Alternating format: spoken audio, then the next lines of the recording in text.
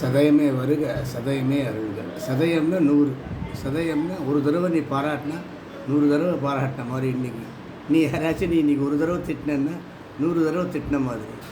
அப்படிப்பட்ட பரிமித அது எக்ஸ்போஷர். சும்மா நம்மள்கிட்ட இருக்கிறதெல்லாம் இருக்குதோ இல்லையோ அப்படி செட்டியார் முடுக்கா சரக்கு முடுக்கா அப்படின்றது தான் சதயம்.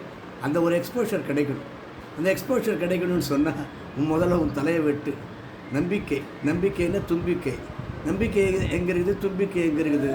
நீ நானாக இருக்கும்போது நம்பிக்கை வராது. உன் தலையை வெட்டு. அந்த தலையை வெட்டி யாரை தலையை வை அப்படின்னு சொன்னால் அது மூட நம்பிக்கைன்னு சொல்லி ஒரு நீ சித்தாந்தம் பேசிக்கிட்டு இருப்ப. உன் தலையை வெட்டுன்னு சொன்னால் உன் தலையை வெட்டி ஒரு நம்பிக்கையை வை, அது தும்பிக்கையை வை. அதுதான் மஞ்சளில் பிள்ளையாரை வச்சு ஆரம்பி. முதல்ல உடலுடைய உடலும் உள்ளமும் உயிரும் ஒன்றாகணும்னு சொன்னால் உன் தலை கனம், உன் தலையை வெட்டணும். உன் தலையை வெட்டணுன்றது தான் பிள்ளையாருடைய கான்செப்ட். அதை பிறகு பிள்ளையார் அந்த இருண்ட காலத்தில் பிள்ளையார் சிலையை உடைச்ச காலம் மாறி இந்த காலத்தில் பிள்ளையார் தான், நீ தான் உன் தலையை வெட்டு. உன் தலையை வெட்டி உனக்கு ஒரு நம்பிக்கையை ஏற்படுத்து. அதுதான் அந்த தும்பிக்கை, அதுதான் அந்த நம்பிக்கை. அந்த நம்பிக்கையும் தும்பிக்கையும் சேர்ந்தது தான் மூத்த குடியினுடைய நம்பிக்கை. அது மூட நம்பிக்கை இல்லை, அது மூத்த நம்பிக்கை. அந்த உன்னுடைய ஒருமுகைப்படுத்துவது தான் அந்த சக்தியை ஒழிய அந்த நம்பிக்கையை நாம் வளர்க்க வேண்டும். அந்த நம்பிக்கையை வளர்த்த வேண்டும்.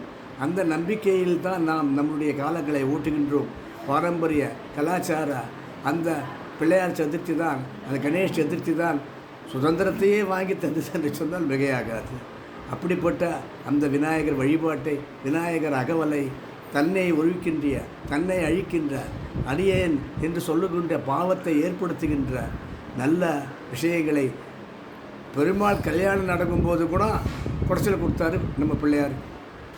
அதைக்கே அவரே பெனிடென்ஸ், அவரே மன்னிப்பு கேட்டு திரும்பி அந்த கல்யாணம் ஜாம் ஜாமுன்னு நடக்குது கருடாவில். நன்றி, வணக்கம்.